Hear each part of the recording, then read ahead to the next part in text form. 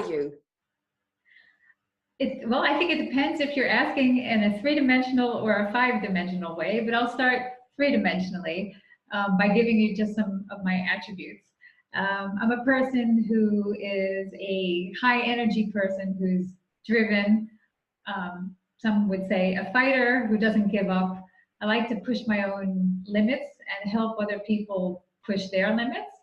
I think I'm also very conscious of health and fitness and the environment, and I really like the diversity of different cultures and different people, and being open-minded so that we're all kind of growing in harmony. But to answer your question in the five-dimensional sense, without the ego and all of the other things that go on, I think for me the biggest thing that is important to me is connection. And that's my connection first with myself, but also with the planet and even the universe, and to help other people get connected as well with each other and also the bigger picture, including the universe.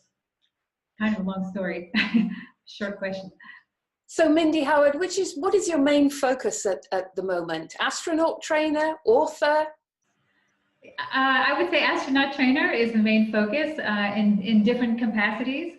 At the current time, I'm working with Blue Abyss as an astronaut trainer, and Blue Abyss is one of the first commercial astronaut training centers that will be training commercial astronauts in the near future.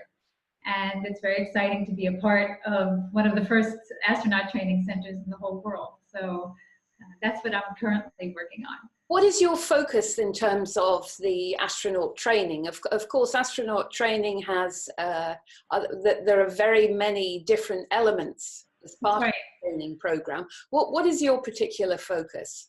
My focus is primarily about preparing people mentally to go into space, and the challenge of getting people to stay calm and focused while so many things are going on in their space flight, including G-forces and people sitting next to them who might be responding in different ways. So being able to stay centered and focused and have a peak experience, and while they're in space, something quite unusual.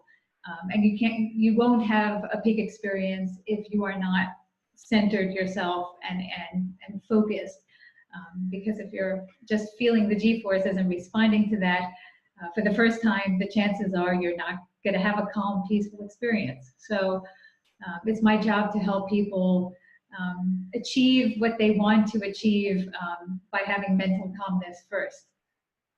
And there are a number of steps to achieving that, aren't there? There are. It starts from understanding the entire space flight in terms of what's going to be happening, but also by doing some physical preparation ahead of time as well, to learn how to breathe properly, to when for example, you're getting launched and you might be getting 3.5 Gs, pulling your blood down to your feet, and how to not only stay conscious, but to stay fully aware and enjoying still what you're doing. And once you get a feeling of learning how to breathe properly through these difficult flight phases, you will also kind of need to learn how to relax and trigger that relaxation in order for this kind of peak experience that many people hope to when they get into space. And so that has a lot to do with not only understanding what's coming up in the flight phase, but also understanding your own personal response to certain areas which might be trickier for you, because everybody's going to react differently. Some people will react heavily to G-forces that are going on in the background, and other people might be responding more to other people around them. So you need to know kind of what are your own triggers and what are the things and the areas that you need to work on, your own shortcomings ahead of time before the space flight, so that when you're actually in the space flight, everything is going to be smooth sailing. But that comes with a lot of trial and error. And you've coined a word, Well, okay. Well, one of the the acronyms that I use is called BABUSA. Is that the word you're talking about? Yes. And each of these different letters stands for a mental step that people will need to do in order to, let's say, stay in the flow and be calm. And B stands for, so the first B in Babusa stands for breathing and learning how to take a deep breath in and relaxing and holding it and then breathing out again. And just first of all, doing that well enough so that you can breathe and not get excited, just deep breath in and out. And the O stands for observing your surroundings. Look around you, look at the person maybe who's sitting next to you, who maybe could by accidentally kick you in the head as you're floating around, and see how people are around, and then going back into yourself again, taking another breath, second B in Babusa. And then U for Babusa is about sort of understanding where you are in the flight profile. So are you getting launched? Are you going to be floating in weightlessness very soon, or going back re-entry into the Earth's atmosphere? And then you will go back into yourself, and S for Babusa stands for sensing what you're feeling. Is your heart rate fast? You know, just going back in and doing a check again to see how are we doing, knowing all this. And the A is having this sort of this anchoring, this calm feeling that you have once you've gone through this, and you do this over and over. You start to chill out and feel calm each time you run through the sequence. And then you would use an anchor. And people have to learn what that is, but it's essentially a way of programming your body to trigger a particular state, in this case, calmness. So, for example, I might squeeze my thumb, and every time, because I've practiced this over and over, I don't have to even run through Babusa. Just by squeezing my thumb, I'll get instantly calmer. And that's one of the things that we train while people can go through this series and learn how to do this seamlessly. Yeah. You've had quite a varied career. You've even worked in CSR for oil companies. Can you talk to us a little bit about your human journey to this point, and what inspired you to do what you do now? Wow, okay.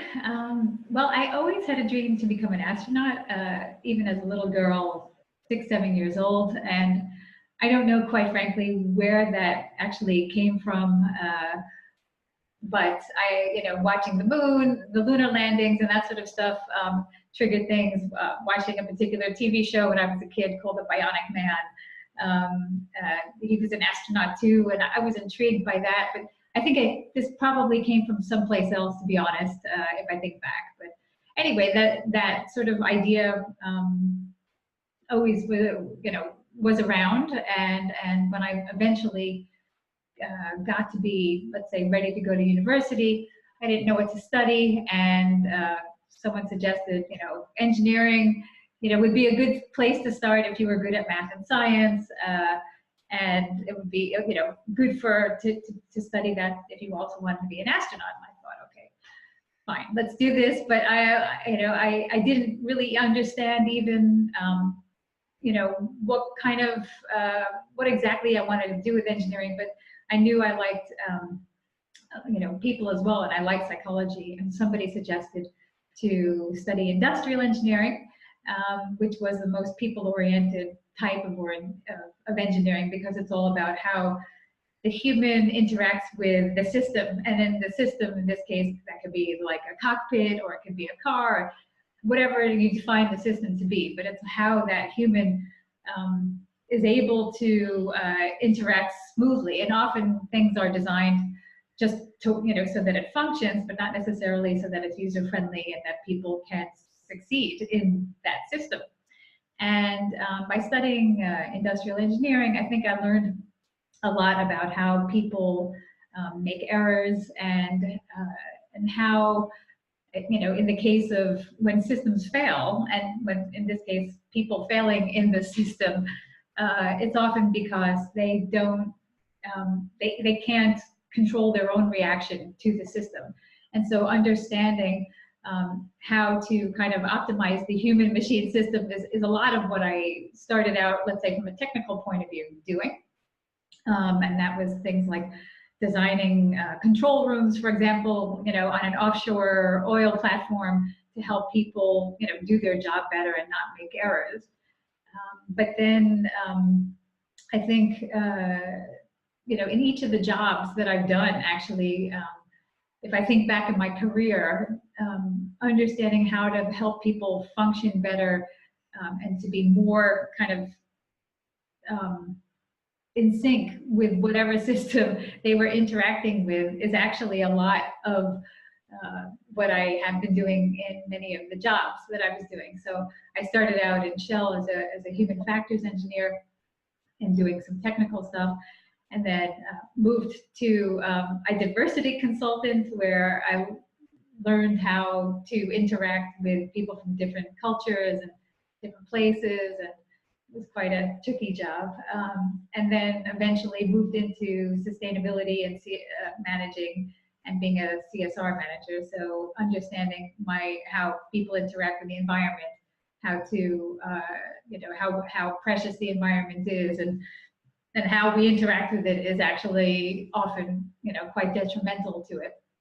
And trying to optimize the planet also from the long term, and not just doing short-term damage, like taking oil out of the ground and not, what that's the environmental impact, but the people impact of the communities where you're operating and doing these things, and what sort of benefits are they getting? So a lot of the work I started out was doing this sort of, how we as an oil company, for example, are interacting with our world and the people around us, and expanding the oil company's point of view of it's not only about getting that oil out of the ground, but the bigger picture, which is the impact of what your operations, what you do in the world that you operate in. And so that's quite a different, I think, mindset for an oil company to think, broader, much bigger.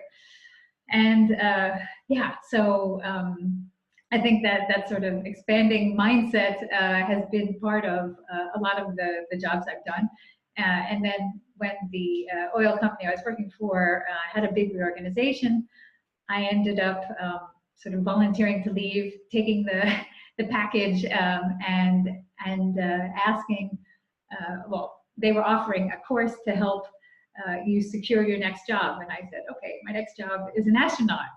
And they said, oh, come on, really, what do you really want to do? And I said, no, it really is about being an astronaut. And I managed to get them to send me to a course, which is an astronaut training course in terms of how it physically feels to be in one of these commercial astronaut flights. And I've learned. Let me interrupt you there. Yeah. How did you convince this person to do that? And how did you manage to connect with them in that deep way? Because it's a huge ambition. Yeah. And how did you persuade them? What was the spark, do you think, that made them take you seriously? Yeah, that's a good question. And it's funny because I'm still friendly with the person who actually made that decision afterwards. But I think he really thought I was nuts, but because I just kept, first going on and on about, no, I'm not joking. This is something I really wanted to do. And, and trying to give, some data. I had at that time already applied to NASA, sort of when I first started my Shell career, my career in the oil company for like 17 years earlier. And I had gotten on their highly qualified list of astronaut candidates.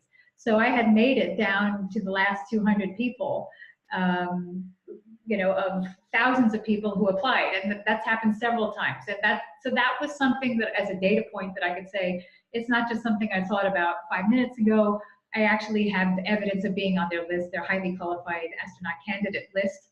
So I think that might have helped, but I think he couldn't deny the spark in my eye because when I talk about it, I get giddy, I get excited. It's just something that I think it's always kind of been there as something I've always felt that it's going to happen in one way or another. You know, even if I had to pay for it myself. But at the time, that was never an option. It was only being a NASA or an ESA astronaut. But I think the glint of my eye and the fact that I did have some data points about being on their highly qualified astronaut candidate list helped. So, and you've had a special experience on the training program. I did. As I was very nervous to get into the centrifuge initially because I had thought that this could potentially be the end of my career if I didn't perform well. But when I was sort of spinning around and around, I felt very emotional. I felt like I was almost about to cry. And only afterwards, I'm sorry, I'm getting a bit emotional now. Only afterwards, when I got out, I just felt like I was meant to be there, and there was something. I got this connection. Sorry, I got this connection of with a bigger picture. There's something that happened because I felt like this is just sort of like this is where you need to be. You know, that was kind of the thought that was going on in my head. And just like this overwhelming happiness, but emotional and just sort of, I think it was then that I had kind of a peak experience where, you know, if you talk about your worldview changing and developing, you know, and for many astronauts who actually go into space, they have a shift, a cognitive shift, where their world changes and things are not the same. And I think that's what happened to me in the centrifuge, even though I didn't have the beautiful view of space like astronauts have, but I felt that things were different after where I went in. So, you know, because like this is where I was meant to be. So that was, yeah, it was cool. And it was, yeah, and this overview effect or this peak experience, I don't know what you want to call it, you can label it, but it was something like that.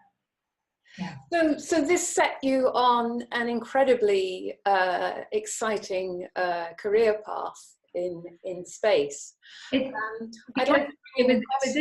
Sorry, go ahead. I'd like to bring in a question from Jumna Majid, who is ideaXme's first student ambassador, and she's specializing in space exploration, and she's an aspiring astronaut, and would like to know what you would recommend to her as a course of action to become the first female astronaut of Pakistan. Okay. Well, I think probably doing things the more traditional way will have the highest chance of success. So studying science, technology, engineering, mathematics, these typical things are often what is looked for. I mean, nowadays they do invite a teacher or an artist into some missions, but you're more likely to be picked to become a mission specialist if you have a science degree. So do you think studying medical laboratory technology is definitely a field of potential interest? Yeah, I think that there's a lot of interest, a lot of research which is done now in space, especially biology on the human body, but also on other animal subjects that are going on in space. And so I think any of these scientific careers are good starts for sure. And the minimal degree that you'll need is a bachelor's in science. But mostly the people that do get picked, if they are not fighter pilots, will have a Ph.D. It's usually, there's so much competition that, even, they might only advertise for a bachelor's, but you probably won't get looked at unless you have a Ph.D. or you're a fighter pilot in one of the armed forces. And then it's helpful to have a private pilot license and to be a certified diver. These are things for sure that you can do kind of offline, and that helps beef up your resume. But So study as far as you can go. As I said, she's studying medical laboratory technology, so go further with that field. for sure. Flying or something similar. What are the main health restrictions for a career like this? Well, you need to have 20/20 correctable vision. Your heart, you need a good, EKG, and there's psychological testing that goes on to show that you're, not claustrophobic and you can get along with others. And physical testing too, because a lot of the time while you're in space, let's say on the space station, you'll be doing, 2 hours a day of physical, cardio fitness and other kinds of fitness to keep your muscles and bones intact. So that physical fitness is also important. But I think also organizations like NASA and ESA look for a very well-rounded person who is a team player. So if you also are doing a lot of individual sports, I think they would prefer to have people more in team sports and showing that kind of on your resume. So not too much individual sports, because people then start to think like, oh, maybe they're not a team player. Not to say you're not, but it causes people to be a little bit suspicious, like, why are you not on a team sport? So I would say also, if you can, show that you can do team sports or have done other team type activities, that also looks very good too. You've explained the practical side of aspiring to be an astronaut, trying to get there. Could you maybe give Jumna Majid a few words of inspiration? I'm sure she would love that. Wow, okay. Well, I would say that, now more than ever, people are not looking, NASA and ESA are not looking for clones of what it used to be, that, it used to be only one way of doing it, which is, be an Air Force pilot, be macho and do it. And let's say having the right stuff meant, first of all, also not being a woman. Fortunately nowadays, I think being able to be yourself, because and being able to be proud of who you are, and not hiding that, is something that I think more and more these organizations are looking for diversity in their astronauts. And although you need to have a lot of self-confidence and your own skills, being able to to be yourself is also cool, because we're seeing videos from space nowadays, and each astronaut has their own special personality that they want to bring forward and inspire other people with. So don't be afraid to be yourself, and any sort of talents that you have, party tricks or whatever, bring them to the table, because you never know who you can inspire yourself. So don't be afraid to just let it all hang out. So we've spoken about working for one of the space agencies. Can you explain the distinction between working for a space agency and the type of experience you would have there, and commercial space flight? Okay. So these astronauts at ESA or at NASA, for example, are selected out of the 18,000 candidates that they're getting these days per year, down to the last 20. And those people who get selected for the final 20, let's say, would be trained between around 2.5 years, thoroughly to understand every single scenario that can go on with their mission, trained over and over and over. A lot of time, money, and effort is spent in making sure you have all of the skills. So you have to learn everything. You have to, even if you're going to be just a Michelin specialist, doing some experiments in space, you still have to learn how to kind of fly the plane and fly, do everything, so in case something breaks or somebody is not well, everybody has the skills to help one another. And that takes a lot of time and effort and training. Now with commercial space, you're going, well, just to go back for a second, if you're on the space station, you might be there for a period of, 1 month, 6 months, and you have to learn the operations of the entire space station, how to run it, etc. And obviously it takes a lot more training. Commercial space is going to be probably between 1 hour to 1.5 hour flight at the most. You're going up, you're coming back to the same spot, and basically you need to have self-control of yourself, and not need a diaper. That's the goal, basically, to be able to enjoy yourself and to have an experience. But it's not so. It sounds simple compared to the other kind of astronauts of not having 2.5 years of training. But if you've never trained at all for it, the chances are the first time or the first few times you might travel, let's say in a centrifuge or on a parabolic flight, and feel weightlessness or feel high G-forces. You don't know how you're going to react. So you need to learn, what your own personal limitations are, your own shortcomings ahead of time, and then kind of learn how to overcome those things through training. So that could take, maybe up to a week of training at a training center where you would get exposed to initially, what it all is, and then you start to learn about where your shortcomings are, and then learn how to overcome those things. So that can be done usually within a week, and you can get a really nice training to understand how you function in these different high G or no G gravity force scenarios, and also to learn some mental tricks and techniques of how to keep yourself calm during the space flight. So it's much less mentally and physically demanding, but nevertheless, if you were to, it's still challenging if you were to cram your mission goals into a space that you want to learn, all of this in a week, and understand it. It proportionally, it is quite a lot to be done in a week's training, but it's not as demanding, of course, as going up for 6 months and having to learn everything about everything. So that's the difference.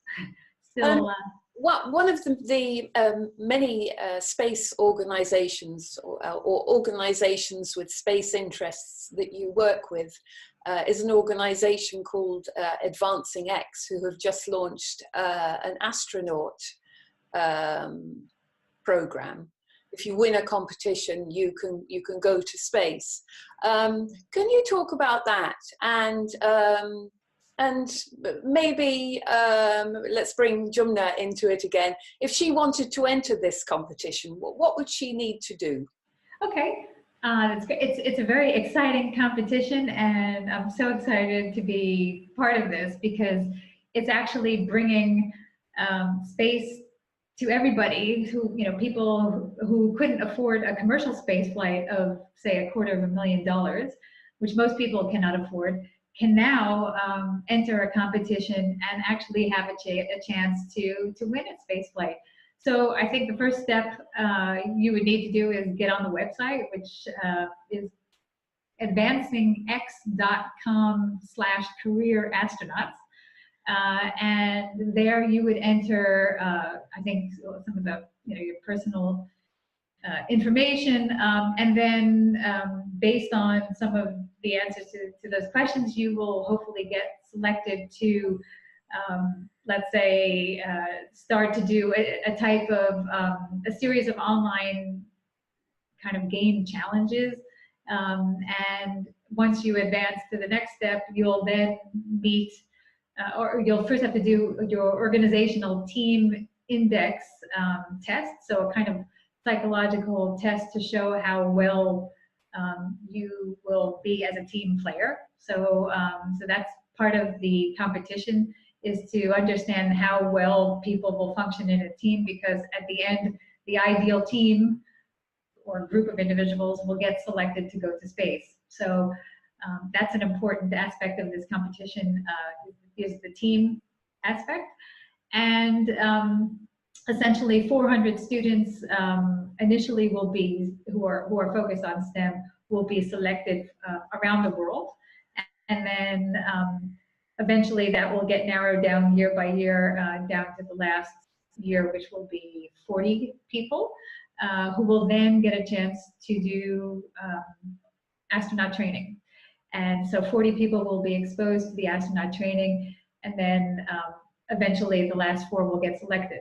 Now, in the first 4 years, the selection period, each of the different people will be going to doing different tasks. For example, underwater tasks where, so you will need to have your diving certification before I think you enter this competition, or you might need to get it shortly thereafter.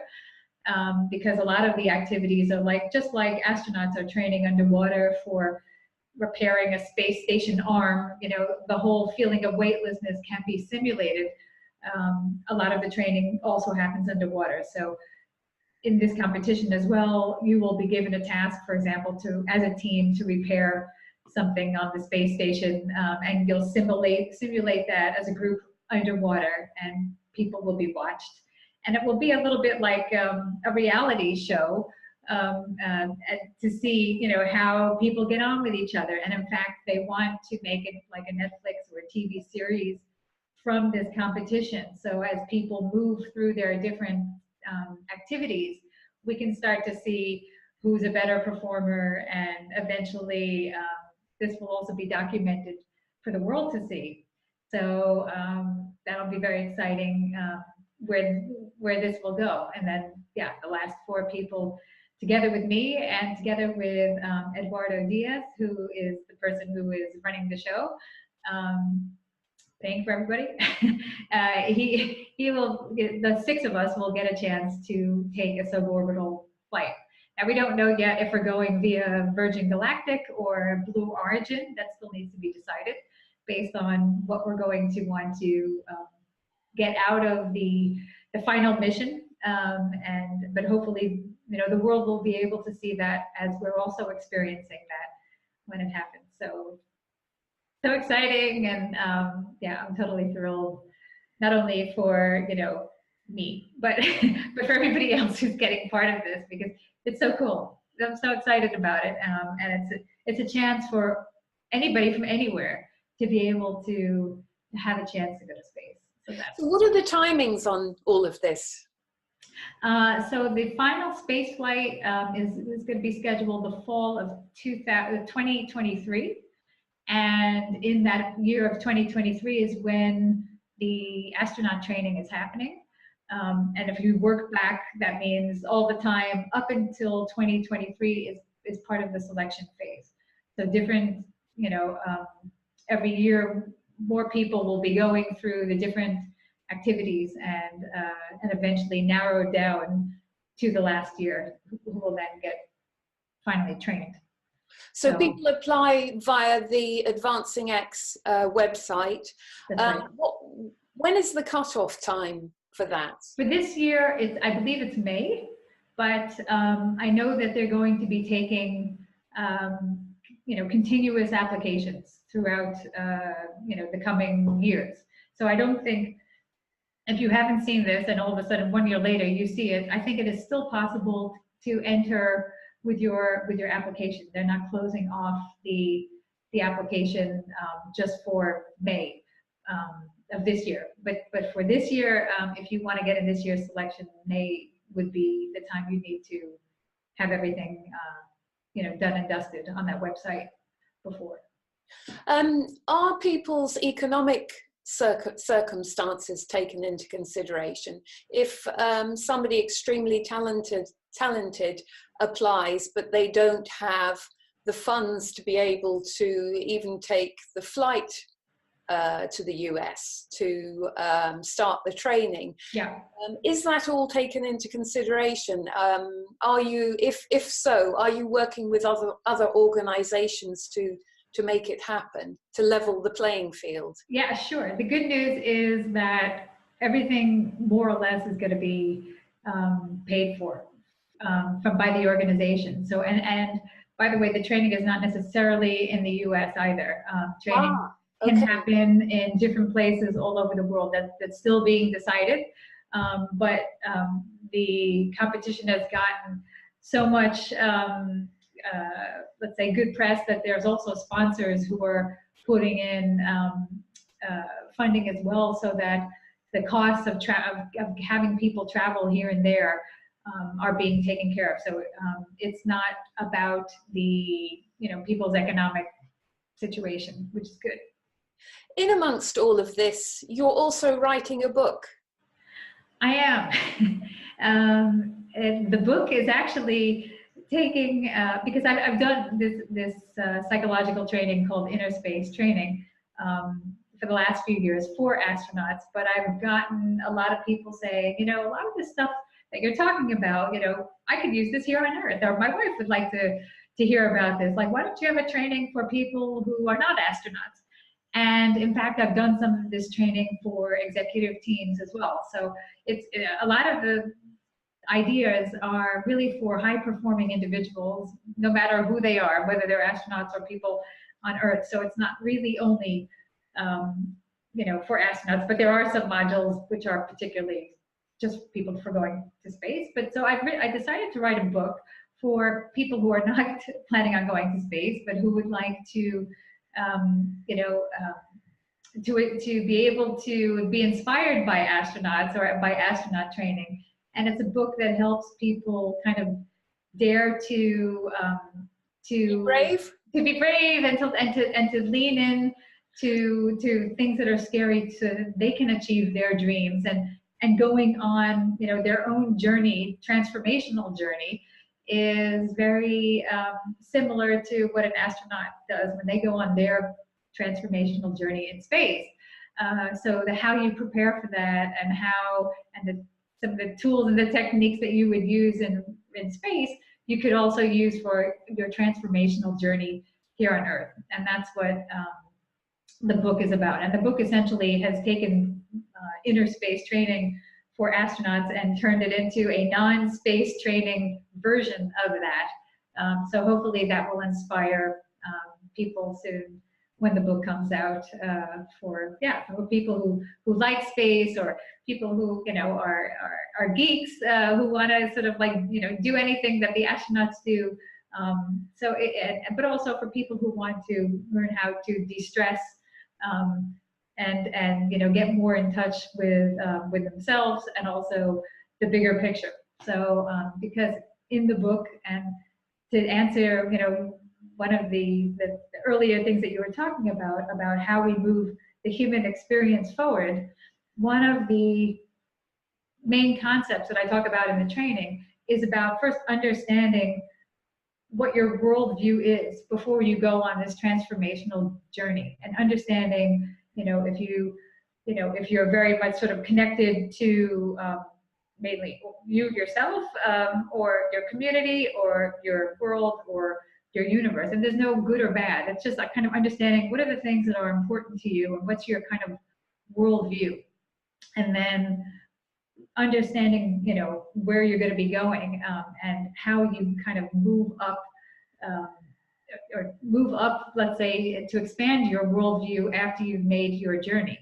And so that's what when astronauts have this kind of peak experience, or this overview effect, their worldview has widened.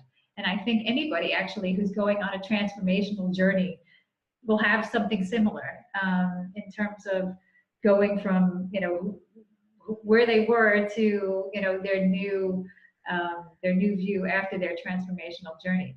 So in understanding and preparing for your journey, you need to kind of understand where you're starting from, and so a lot of the concepts that we talk about is also just kind of getting to know yourself in terms of your own worldview, and what you hope to achieve by your journey. So just articulating it as well is helpful for people to kind of, understand sort of, where they're coming from and where they'd like to go. Because a lot of people just think, oh, it'd be fun to do this, but not really kind of understand, what can happen, and where and how they will develop potentially by going on this. And so I think it helps to take stock before you go on your journey, whatever that journey is. You explained earlier about a deep connection, deep connectedness that you made, which launched you into a career focusing on the space industry, and your training program began it all. Can you maybe explain the connections the other way, where you as a person have affected the course of another person's life in a deep way that has moved their human story forward and possibly has led to them affecting the collective human story? Well, what I like to do is coach and mentor, especially women, technical women, and I think a lot of what I do while I'm training people is also kind of giving people the understanding and the confidence of realizing how fabulous they actually are, and being able to sort of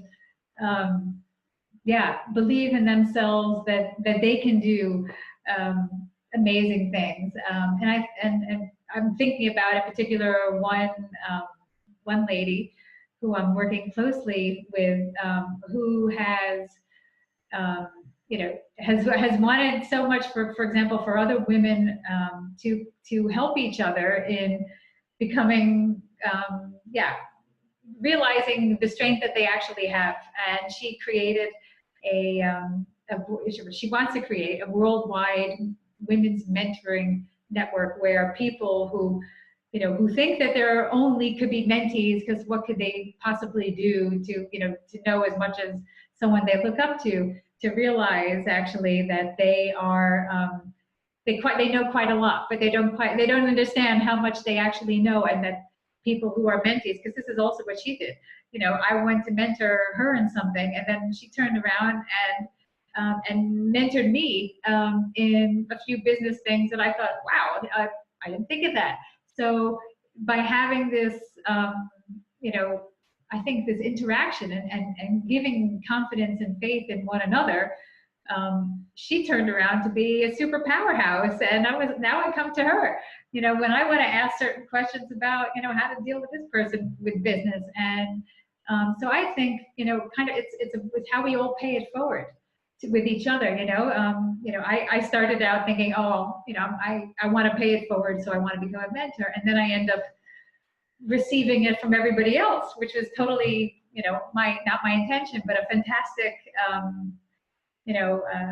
side effect that's happened from having this, doing this with each other. So I think that's one example of how we can all empower each other. The effective deep connectedness. Indeed, yeah, it's so cool.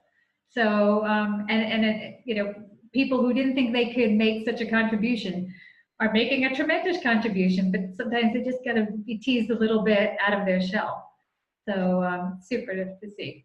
You get to meet an enormous amount of exciting people during the course of the work that you do. Out of everybody that you could meet in the world that you haven't met so far, who would you like to meet, and what question would you like to ask that person?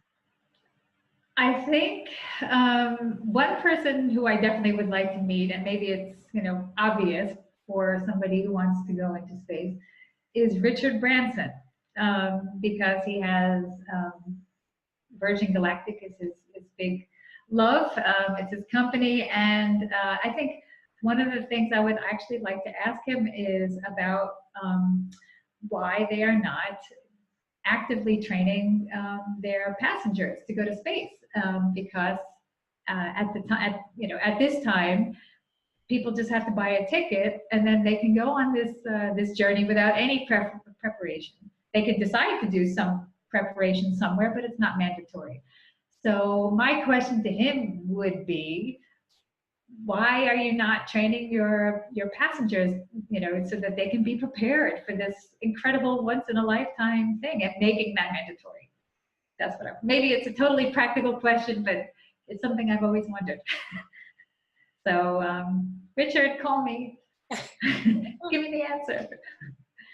I'd like to ask you, before we sign off, for a few words of inspiration to encourage people to be brave. We have an ambassador for bravery at ideaXme.